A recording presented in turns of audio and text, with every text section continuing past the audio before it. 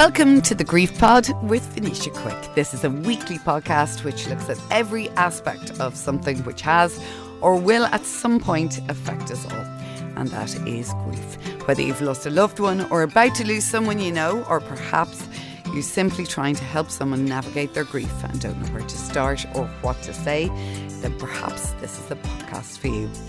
Each week I'll be bringing you different stories and experiences of loss, love, hope and at times humour.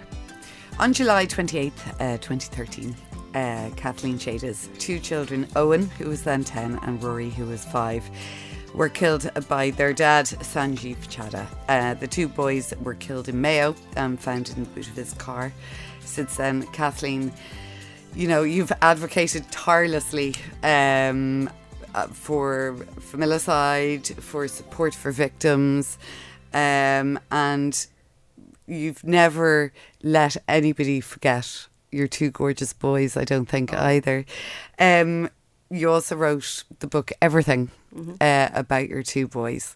Thank you for coming in today, first of all. Thanks for having me.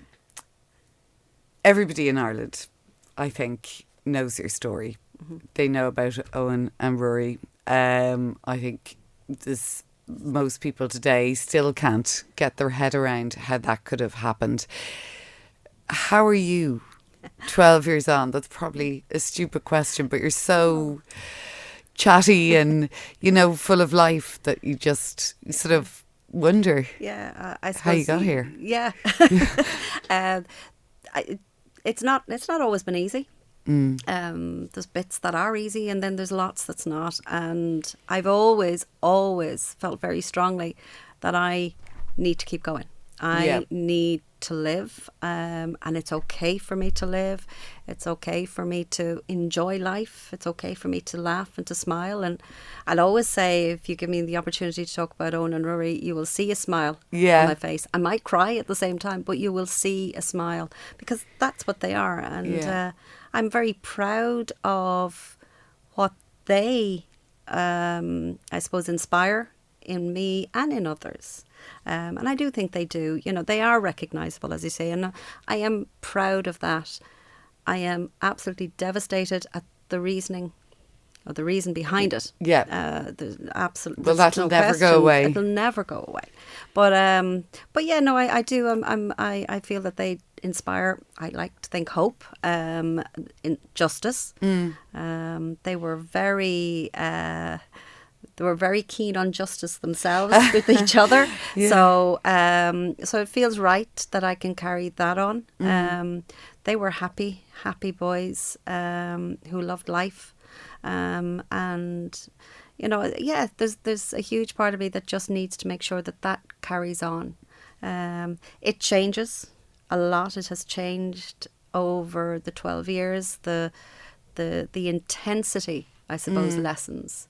The need to keep them alive in my mind, in everybody's mind, is still as strong as ever. But the intensity of that does change. But yeah, no, they're always going to be my inspiration. They will always be in my life and a huge part of me. Yeah. And our family, or my family. Yeah. Because as a family, you were a family of 4, and then overnight, it was gone. It was gone. Just gone. Like the whole network. Now the two boys didn't live, but Sanjeev Chada did. Yeah. But still, that family of 4 was gone. It was gone. I kept a photograph in the house, in the family home, until I moved out. I did sell and I moved out a number of years ago. But that must have been very difficult to do. It's funny. A lot of people think that. For me, it wasn't. I was ready. I suppose it happened towards the end of COVID, in a way, and COVID wasn't good to me, I as it wasn't to so many people. I'm not alone in that. But actually the decision to leave or to sell at the time was the right one. We built that house as a family home, and it was no longer that. I got a huge amount of comfort from it for years, a lot of years. But when that wasn't there anymore, when I I won't say I dreaded walking into it, but I got to a point where there was no comfort there, where it was a house. It was four walls and a roof. So that comfort had gone. And I suppose what happens is when I make a decision sort of in my life, I've already made the decision. I've mulled over it. I've thought about it. I'm on my own. So therefore, I do all of these things. I've got lots of family and friends and support, but I make most of these decisions sort of myself. So when I actually go to voice them, I've already mulled over it and made the decision that this is the right thing for me. So do you get people going, what you doing? Yeah. This is a snap decision. So sudden. Absolutely. So there's which is it's not funny, but it is just what I suppose in a way I have over the last 12 years made my life somewhat public. Okay, I'm quite open about it and the journey that I've been on. So people do have an opinion. If you like, they've seen me, be it interviewed or heard me or read the book, so to a certain extent, people think they know what's right for me, and there's nothing wrong with that. It's actually that they care. People care, so I see it that way. But I kind of have to go, no, this is my decision. This is what I want to do for this reason. I've thought it through. I am rational. I am able to make those decisions for myself. But yeah, it can be a bit almost shocking for people to they think that it's a snap well, decision. I think people want to cocoon, somebody and make it better. And they make it better and just, and I think especially, I get what you're saying about the bricks and mortar. Yeah. There does come a time and just go, it's doing me no good living here. Yeah. Because you take the people with you anyway. Yeah. Oh, absolutely. So going back to what we were saying, I kept a family photograph in the house until then because we were a family and we were a happy family right up until the moment that we weren't, if you like. And, and I've talked about it before, 2 weeks before he killed Eoghan and Ruairi, I had found out that Sanj had embezzled money from our local community centre, etc. So those 2 weeks were tense. But right up until that moment or that point in time, things were fine. We were normal in whatever normal is. The usual ups and downs of any marriage or relationship. But the focus was in many ways, as it is when you've got young children, on the children day to day. I worked, Sandra's a stay-at-home dad, so that worked for us. Life was good, really. I loved him. I'm quite able to say that because I did love him. Yeah. I married him. I had children with him. I can't rewrite that. And I don't want to rewrite it because that's part of me. It's part of what brought me to where I am now. It's part of what made me a mum. And Eoghan and Ruairi are when I say a product of that, if you like, they are born because of. So that relationship, now for me, it's almost like I have to have the two people in my head. I was going to ask you about that because you have said that you didn't know, and I'm paraphrasing now, that evil existed in that person. The person that killed Eoghan and Ruairi is not the person who was your husband. Yeah. And that's what makes it really difficult sometimes because... again, there's an assumption that I should just hate him. I try to be indifferent to him at this stage. I really do, because I don't know what...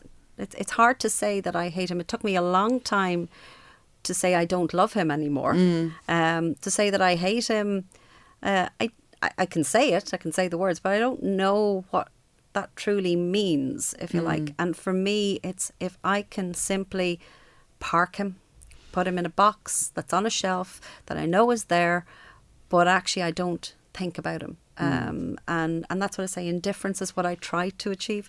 I'll never be totally indifferent to him. I can't be, but that's what I Well, at the minute for. You don't to see him. No. There has been obviously discussion about, or reports, I should say, about parole and... whether or not that'll happen and whether you're going to bump into him. I mean, there's the possibility in the future that he will be paroled. I would like to think that won't be for a long, long time yet. I'm hoping at the very least he will spend 25 to 30 years in prison. and I will fight for that when that happens. Parole will be coming up towards the end of this year. He has the right to apply. Is that every 2 years then? It will be, approximately. So for you, every 2 years, you've Yeah. got to go back to this? Yeah. Or do you just go, no, and that's, think no more about it? But I can't not think it about must it. be too triggering. Yeah, I can't not think, and that's I suppose in a way part of the problem. It just seems so wrong. Yeah. Oh, it is. It is wrong. It's why and the bandwagon I'll be jumping on now. And I have had an opportunity to talk about it with our current Justice Minister, Jim O'Callaghan. I do want there to be the introduction of minimum tariffs. So if the judge on the day of the trial had been in a position to say to serve 2 life sentences, to serve a minimum of X amount of years before consideration for parole, I could have parked it then, because I think with what he did, it would likely have been 20, 25, 30 years. But he did only get one. He got 2 life sentences, but they run concurrently. So, so it's one effectively. I understand the rationale behind that, but the reality for me and for many families of victims is you're sat there going, well, what does that mean? It doesn't really matter whether you kill one person or you kill, 21. It's kind of the same. And for me, that has to be part of the process. It should be part of the decision-making process when you're putting somebody into prison. So I suppose, you're dealing with the grief, you're dealing with the emotion, you're dealing with all of that. And then you've got this happening at the same time. And now you're going to have this repeatedly. Yeah. How far, I guess, does your word go in that? Like, I assume you have a big say in it. Yeah, I'd like to think so. It's why things have changed in the last 12 years. When Sanj was sentenced initially, parole could be applied for at 7 years. He did apply, which totally, and what had happened in the meantime was that there was a new law that extended the existing parole bill was adapted, and it changed from 7 to 12 years. So I didn't expect him to apply, but he did because it hadn't been enacted. So I have learned a lot about the well, law. I believe you got a standing ovation in the EU as well recently. Like, you're really, it was. It's important. I feel I have the ability and the capability at the moment to talk and to highlight issues. These are issues that can't change things for me. But I suppose I have to believe that they will change for the future. And it's funny, I was with a group, we're talking about familicide, and we're working with the Justice Department at the moment on a report that came out a number of years ago, and we met with Jim O'Callaghan. And in fairness, I know I'm dropping his name into this, but it's because that's where, for me, it's where change will happen. And in fairness to him, he talked about our voices. He talked about the fact that we are being heard, because sometimes you feel you're not. You feel as though it's... And because of why we're doing what we're doing, there's a huge amount of emotion there. So people are very careful. They're very sympathetic and empathetic. But you don't want to feel that they're just patting you on the head and moving on to the next topic. And he assured us, in fairness to him, that we weren't. That we were actually being heard, and that change will happen. But it's slow. And it will be slow, and it will take time. And I know that. But if we're moving in the right direction, that's where it's important. And I have to say, just on an aside, when I was in Brussels talking, listening to so many other speakers and delegates from other countries, we are doing quite well in this country here when it comes to violence against women and domestic abuse. Because sometimes you get the impression, Jason Poole talked to me a couple of weeks ago, and very much like you, he is adamant that he is... Making going to make a change, for Jenny. I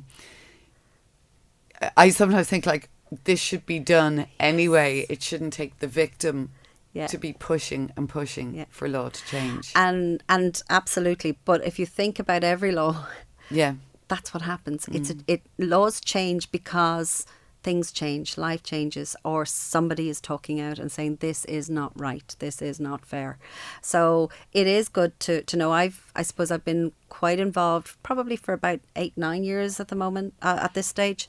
I did a lot of work with Safe Ireland, and I've done a little bit with Women's Aid, and that, and I, I look back at my life now. I never considered myself a victim of domestic abuse, but it was there in different ways. There was emotionally coercive control. And again, I don't want to rewrite my life because that's not fair either. But I look back on it now, and I've listened at meetings and conferences, and you're listening to almost a list and going, yeah, tick, yeah, that was me, that was me.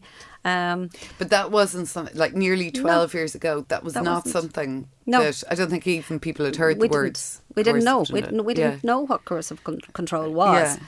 And the reality is, if life had carried on like that, I wouldn't have seen it or seen that there was coercive control there. I wouldn't have. I don't think I would have anyway. Yeah. As far as I was concerned, this was just life. I was, my husband, my children, my work, my life was just carrying on. So I don't know that I would have necessarily recognised it or thought of it as being an issue. And I guess there's probably lots of relationships out there not that dissimilar. It's only when you step away. Exactly. Yeah. And, when a character, I suppose, morphs so much in the way that he did,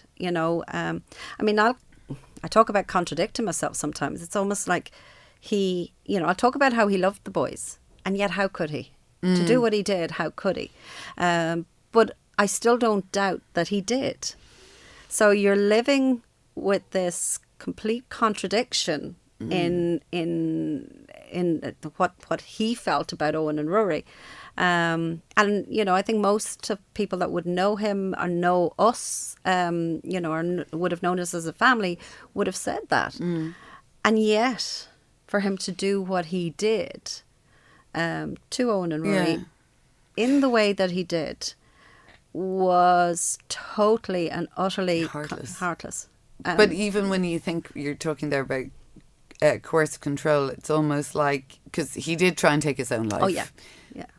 It's a case of, and you found out afterwards he had planned to take you as well.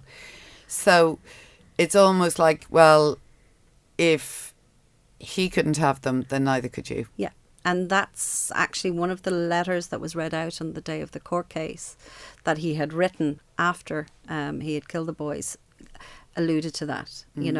I think he used the words, "Mummy is getting rid of me." Now, he was bizarrely writing a letter to Eoghan and Ruairi. They were already dead. He had planned to kill himself. So who was going to read that letter but me? So it was manipulation again. So I have to assume that he intended to kill himself. He made very pathetic attempts, but I have to assume that that was what he wanted. So if that was the case and he was writing this, again, even at that point, there was a manipulation because he was trying to manipulate the narrative of what would be left behind, if you like, or for those left behind.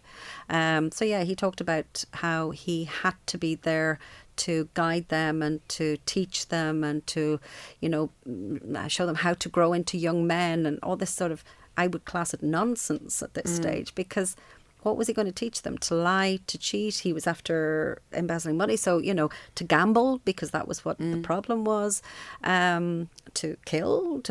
What was it that he felt he could teach them that I wouldn't have been able to do? I would have been able to bring them to adulthood in a very balanced, I think, and normal way, and he didn't see that, and I think maybe there was a jealousy there. You do start to analyze. No, but you try and analyze it. You see, and you try to put some, I suppose, a level of understanding on what it was that was going on in his mind. And at the same time, I go to purely, I mean, narcissistic, psychopathic, so many other big words that you can put on it. And yet you don't feel, you've said you're not angry. No. And you're not bitter. And that also never comes across either. But, you know, then what? How do you get through? How do you keep that under control? A really, really, really good psychologist from quite early on that allowed me to bring out all of those feelings, to talk through all of that in those early days. So that I always describe the emotion almost like a growth within my body that would have just taken hold and would have just filtered out into every part of me and hardened and made it almost impossible for me to keep going. So this is the visual that I have. And I go, by talking it out, and those that know me or even don't know me know I can talk a lot, but I'll talk it out. I'll talk out the emotion, I'll talk out the feeling, and I'll analyse it almost in a way, not in too much depth. It's nothing too dramatic, but with the psychologist I was able to do that. And I was able to do it in a way that meant, because he was is a professional, he could take that. If I talk to friends and family, they want to make it better. They want to make me feel better. He didn't. He knew I couldn't. He knew all I needed in those early days was to talk. So that was a huge part of it. And then after that, I suppose I to be bitter and angry was going to take emotion and energy that I did not have. I needed to conserve the energy that I did have, just getting through each day in those early days. And even since then, I suppose I'm quite rational at times. So rationally I go, right, there's no point in me being angry and bitter. There's no point, that's not going to do me any good. That's not to say that there are not times where you go, I look back in those early days, and, you know, I look at the times where I wished him dead. Absolutely, because if he was gone, I didn't have to think about it. I didn't have to worry about the next step or what the court case was going to be or what was going to happen next. I remember in the it would have been the Saturday or Sunday, I think it was. The funeral was on the Friday. I think it was on the Sunday. Packing a bag, because he was in the Central Mental Hospital. Packing a bag to send it. I remember you telling me that before. Yeah, that was just. And you know, there was a shirt and tie. You had to pick out a tie. I picked out a shirt and tie. I was going through his stuff. There was a shirt and tie, and I went, you know, okay, just put it in my head. Initially, it was because of the court case. I knew there would be court, and then as I put it in, you know, again, the rational part of me. The nurse maybe in me went, okay, now they're not going to, if he's a suicide risk, because I'd been told he was in the Central Mental Hospital because he was a risk to himself. They won't let him have the tie. And then I went, but, and I went, no, do you know what? I tucked it into the shirt, not my problem. Let me just, so I'm but not... even having to do that is like, it's just all wrong, you know? It's wrong, but there was something quite cathartic about it as well, which is, I know it sounds strange, but there was something definite about it. I was doing this, you know. I went up to the Central Mental Hospital a couple of times to meet with the team up there. I wanted to make sure that it wasn't just his side, that it wasn't all about him, if you like. So I felt I needed to be part of that process. I didn't see him. I didn't want to see him. But I remember going up the first time and bringing a bag with, you know, boxer shorts and socks and toiletries and... Because what do you do when you're going to visit your husband in hospital? But this is... So I remember talking it through, actually, and going, what do I do? Should I do this? Will I? Won't I? What? You know? And I went, you know what? Just do it. Again, I left it at the gate. I walked in because I wasn't bringing it with me. I left it at the gate. Whether it ever got to him or not didn't matter. I had done what was right for me in those moments. Yeah. And I... You know, so instead of having to overthink it and think, should I or shouldn't I, it then was somebody else's responsibility to get it to him or not. At that point, it didn't matter. Now, I only did that once. But still. But it was right for me at the time, you know. And that makes sense. Yeah, you know. Over the last, obviously, nearly 12 years, we've had COVID. Yes. We've had lockdown. Yes. Many people going through difficult times. I think most people found lockdown difficult, but if you're going through a difficult time, it was 100 times worse. Yeah. How were you? Not great. Yeah. Initially, I suppose nobody knew what was going to happen. You were locked down into your home and not supposed to be with family, friends or otherwise. And nobody knew how long it was going to go on for at that stage. So, you know, again, clinics or workplaces closed. I worked in a fertility clinic at the time. It closed down for a short period. Again, we didn't know for how long. And you're thinking even at that point, you know, about things like, you know, paying the mortgage. So salaries and, you know, all those worries, the normal worries that everybody was feeling. But then the isolation kicks in. Yeah. And my parents were in their 70s and 80s at the time. So because I lived on my own, albeit that I had two brothers living very close by, but they had families.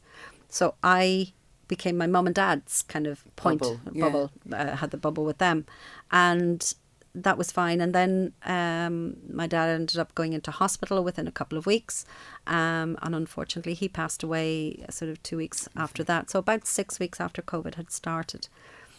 That was tough. We were incredibly lucky that he died at home, that he did not have COVID, which meant that we could have a wake of sorts, which we did do. Now, I will say at that point, the family kind of came together. You know, I know there was all the, you know, we were only supposed to have 6 people, that sort of thing, but we came together. At that stage, you know, that's a priority. Yeah. And you just go, do you know what? So we did, and that was, I suppose there was comfort in that, but the biggest point for me actually in that, because again we were lucky, we had a funeral of sorts. Now people turned up at the burial, which was lovely. They weren't able to come into the church, but we were all there, the immediate family, and but you could see so many people around at the graveyard, and that was, I suppose, a comfort. But I remember probably about a week afterwards, we were at my brother's and just for dinner or something with myself and my mum. And Mum was really anxious. I knew there was something going on for her, and she wanted to come home. And I said, look, Mum, there's no rush on us. We're whatever, we're only having our cup of tea now. Let's, you know, not be rushing. And she said, no, but Kathleen, she said, people will be calling in. And I went, oh no, Mum, no. She's used to a funeral, and she would have been inundated with callers, with family, friends, her generation, if you like. That's what you did. It robbed so many people of a chance to say goodbye properly, and the support. And the support. That was the part that caught me, was she's missing out on that support. She's missing out on the opportunity to hear stories about my dad, to talk about him, to reminisce, to go back in time, to have a focus. You know, and that actually was, so you held it together up until, but that was the point where I went, oh no. And after that, I found myself kind of slipping down, where I wasn't in a very good headspace for a number of months after that, where I started to lose, and I was fine. We went back to work, things started to come back to normal-ish, and then it went to January. It was the second one. Kind of, but you kind of, you know, you're back into, you know, a routine of sorts, and I felt like I was holding myself together. I felt like one wrong move and I was going to shatter, and I was scared, and my cousin took her own life in the October, and that was very tough for the entire family. And I remember at the time being brokenhearted for her, that she felt that was the only option she had, being really angry and going, for God's sake, I'm fighting every day to keep going. Why did you? And also being a little bit envious. Yeah. And that was the part that scared me, because right up until then I was adamant there was That's a very dark no place to go. And that was where I was going. Now, I don't think I reached the dark place. I really don't, because I'm quite I like to be in control. So I've always felt I needed to be the one to make decisions for me ultimately. I have a really, as I said, good psychologist. So I was able to talk through with him an awful lot. And I was still seeing him at that stage. And that was 7 years down the line for me.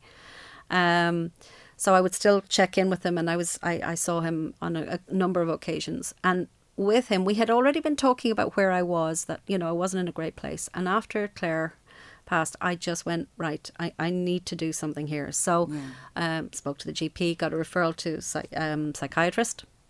And with her, we talked about what would be best for me. So between her and the psychologist that I was seeing, we kind of went, okay, maybe an inpatient period of time in St. Pat's in Dublin here would be good. And the way that it was described to me was an opportunity for me to fall apart in a very safe space and put myself back together with support. Now, I went in, I was 5 weeks in St. Pat's. It was COVID had kicked in again, or restrictions. So I could have no visitors at all. So very limited number of people coming in and out. And I think that was good for me in a way. I didn't fall apart. Wow. And I realised, I suppose, quite quickly in there, I could cry and not fall apart, because that's what had happened. I could not cry. I suppose I'd gone back onto an antidepressant that maybe stopped me a little bit from feeling that emotion and being able to feel the emotion. But I went, no, you know what? I'm not going to fall apart, but I can cry. I can get emotional. It's okay. And I will survive. Because that was my thing. If I fall apart, and again, that visual where I go, literally my entire body would shatter. And then it didn't. And I suppose it gave me the confidence in myself and in my own ability to keep going. So it was really, really good for me. They were fantastic in there. And that's actually, just even listening to that, normalises it so much, because there are times where people have gone through very difficult times and they do have that, I don't know if I can do it anymore. Yeah. But the last thing I'm doing, I'm not going in there, everyone will think, but that's just made it so normal that it's okay. And it is okay. Now, Nisha, I'm lucky I had private health cover to be able to do it. I had a psychologist who saw me pro bono. I have a fantastic GP. I am, in the circumstances, very lucky to have that. It's one of the things that I suppose I get really cross about, that not everybody can. Yeah.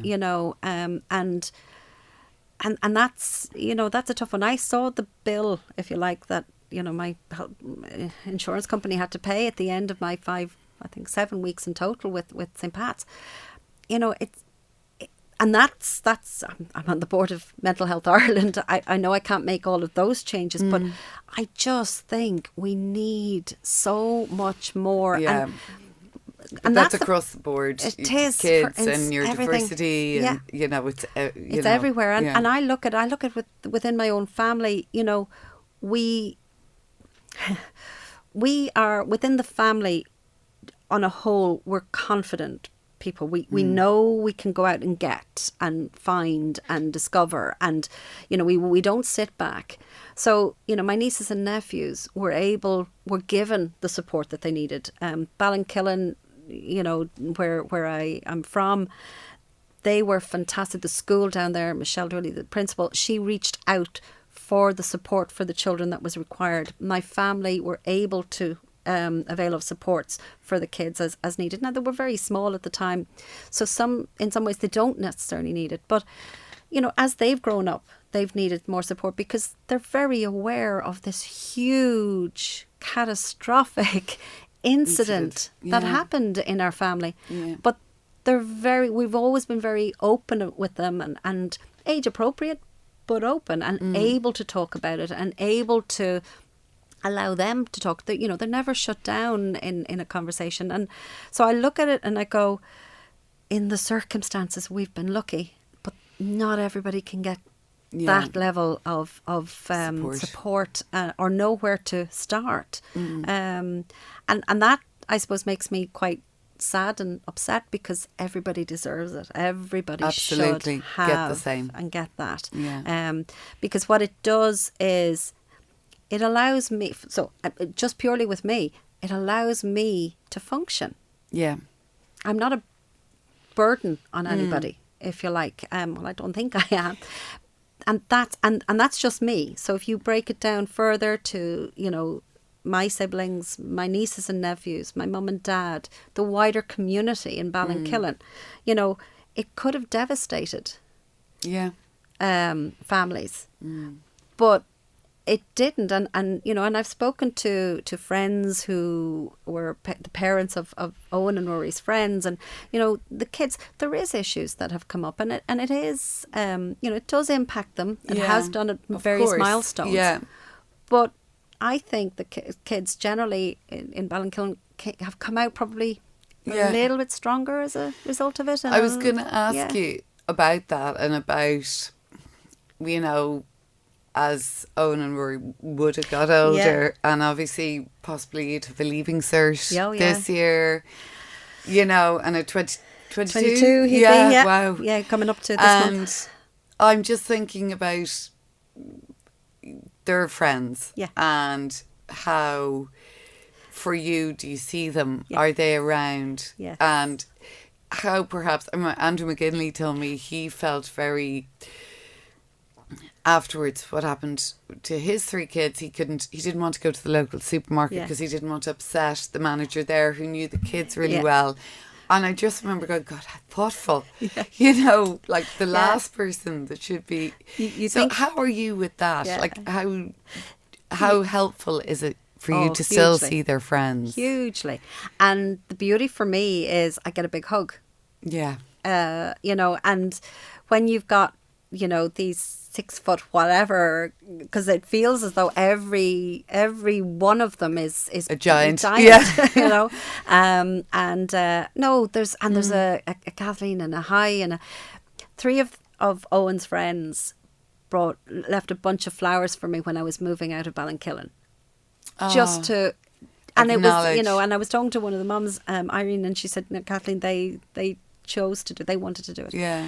And, that sort of thing. Another of Eoghan's friends came to visit me, before I left, because he wanted to connect. And, I've been invited to 21st, and I'm still there, and there's enough events in Ballinkillen happening that I still bump into them, But that must be very hard, to go to somebody else's 21st knowing you should be having a 21st. It isn't. You see, they're not Eoghan. Yeah. And that's the part that, and again, it's difficult for people to understand that. They're not my kids. So it's not actually as hard as you might think. It's hard in that you miss, but I miss that all the time. I miss the little things with Eoghan and Ruairi all of the time. So these bigger events, if you like, just because I'm attending somebody else's, I would be anyway, or I'd like to think I would be anyway. So it's funny how you can kind of compartmentalize, there's times, and there's times where you look at the equivalent of where Eoghan and Ruairi would be now. My niece, and nephew, who would be in Ruairi's class, the same age as Ruairi, what they're doing, they've just gone through transition. They're back into fifth year now. They will be, and they'll be coming up into the leaving cert and college, and so all of those things. I mean, God love my poor niece Sarah, because there was only 6 days between herself and Ruairi. They were in school together, so everything that she's doing, I'm seeing that the boys would have been, or Ruairi would be doing. So, But you have to learn how to manage that, because if I didn't, I'd never do anything. Yeah. You know, and I remember in the early days having to talk to family and friends. It's okay to talk about your kids. It's okay to give out about them. Yeah. It's actually okay to turn around and say, God, I could kill them. Yeah. That, you know, I know that you don't mean that. Yeah. And I said it to my sister. I know, but like, you can understand I why totally, people, totally do. 12 years Yes. in July, and you have advocated, and we've talked a lot about what you would like to see done. What will be the point where you'll go, okay, enough? I'm not quite sure. Right now, so I'm involved with a group called SAVE, Sentencing and Victim Equality, and we're a very informal group, to be honest with you. We've all gone through huge loss. I think every one of them would have been out in the media and in you know, sort of be very quite well known. And one of the main thing that we want to see is that introduction of minimum tariffs. Yeah. We want that because that would have made life easier in all of our cases. We're at varying degrees, anywhere from kind of probably 9-10 years up to almost 20 years for a perpetrator in each case to be in prison. So we're all going through that, we're starting to go through that parole process. So some are on that every 2-year cycle. That's what I want to see, because I know what that would have meant for me. I know what it would mean for all of those families. So I know what it would be for those coming behind. So, and there will be more. The reality is, we see it all the time. There will be more murders. There will be more families left devastated. And that would make a difference. There's lots of other things, you know. I know David French, whose sister Valerie was murdered, you know, and I know David quite well now, and I know Valerie's Law is coming in, and absolutely it's huge for them and for families where there are young children left behind. I know Andrew as well, you know, and we've sat at, and I often think, what would people think if they see us sitting chatting together? Because actually, if you were to walk in and see us chatting, you wouldn't know the level of devastation that's there, you know. I did one of the but walks. It made sense that you would, because you've both been through exactly the same thing. And so you can't often find that. And that's it. It meant, I remember the very first person that I met was Una Butler, who'd gone through something similar. Was Una Butler down in Cork. And the relief that I came away with that afternoon, we sat in a hotel in Kilkenny talking for about 3 hours, going through numerous cups of coffee. And for me, it was huge to talk to somebody who just got it. Yeah. Because no matter what anybody, how much empathy, how much they were feeling, how much grief they're going through with me, with family and friends, she got it. She just got it. And that's huge. So, you know, it's then that you go, okay, I'm not on my own. Yeah. I'm not, you know, there is somebody out there, unfortunately, who knows what I'm going through, you know. I did one of the walks with Andrew this year, only a couple of months ago, that he does for his charity, and there was myself and Geraldine Milan, who's lost her partner, her husband and 2 children. And there's a photograph I know that was taken of the 3 of us together. And we've lost 7 children between us. But you wouldn't know the level of grief that was actually there if you were to look at us. Because I have to say, I came away from that weekend, if you like, lifted, because I went, we can do this. We can keep going. We can make something of our lives, and it's okay to do that. It's okay to actually have a bit of a laugh and a giggle, and you know, and there were tears, but actually, overwhelmingly, it was a gorgeous day. We had a beautiful walk. along the canal, and you go, yeah, okay, life's okay, life's good. I know I turned around on that walk. It's a long walk. It was 30 kilometres. Mullingar, yeah. And I turned around a little bit early to walk back on my own, kind of before others would be.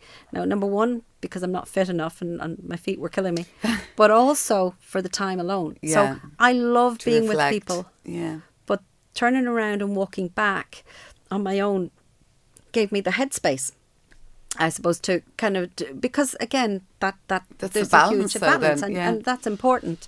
And it was quite funny because as I was walking back, I went, jeepers, is this the same? Now it has to be the same track. Of course it's the same track, but you're seeing it completely when you're on your own. You're seeing things. You're seeing. So I love getting out and walking. I love getting out and walking. I walked down between Castleknock and sort of beyond Coolmine yesterday, and it was only 5Ks.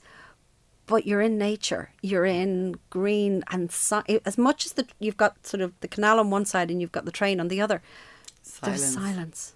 And I love that. I love the hustle and bustle, but I love the silence. And it's that balance. And I suppose I've learned the need for that. I've learned the need to be alone, and that it's okay to be alone, that it's safe, that I'm not sort of hiding away in any way, but just to be alone with my own thoughts. I used to write. I used to do a bit of journaling. I don't do that anymore because you've written a book. I've written a book. I got it out. I did. And so you learn what works for you, and I think you've got to trust that. Yeah. And it's different for all of us. It's going to be different for everybody. And I always say I could write the manual on grief. Well, it's only for me. It's only my manual, because my manual isn't necessarily what's going to work for you and for somebody else. So you do what's right for you, and to me there's no wrong way of doing it. There's no wrong way of managing your grief, so long as you're managing it. And even then, if that's what's right for you, that's okay. As it comes. I always say my sort of current mantra is live and let live. Let me live my life. You mightn't like it. You mightn't think it's the right thing. You might think I'm mad to be doing whatever it is that I'm doing. But it's what's right for me. I've changed jobs recently. I've moved out of I had gotten into sort of management roles in my previous jobs, and I've moved out of that, which is good for me at the moment. Less stress. Yeah. Now I do like telling people what they should be doing, so that's hard, but that's okay. So I'm kind of trying to. I've been living up in Dublin for a while. I'm selling at the moment, and my family and most of my friends think I'm mad because I'm thinking of going completely feral altogether and buying a barge and living on the water for a while. Just Sounds because, good. Just because, and that is, I've spent a bit of time, sort of with friends that do live on a couple of them live on barges, and just spending time and the water. I love the water. I'm nervous swimming, but I love the water. I love looking. I love that sense of it. It's calming. So I'm kind of trying. Now, that's not to say that in a year's time, if you were talking to me, that I wouldn't have gone back into management, back into a different, But for this time, but it's right now, yeah. And I only have myself to worry about, for want of a better way of putting it, So I suppose I look at life now and I go, just go with the flow. So live and let live. Let me live the life that I want to live right now, because that's okay for me. Yeah. So long as I'm not and you harming deserve myself. that. I do deserve it. Yeah, you do. Kathleen, thank you so much. I really appreciate you being so open and honest, and also for all the work you are actually doing for other people. Thank you. Thank you for listening to this episode of The Grief Pod with Venetia Quick. You can listen on SoundCloud or wherever you get your podcasts. We also have an online community on Facebook, The Grief Pod, or on Instagram @GriefPod Series.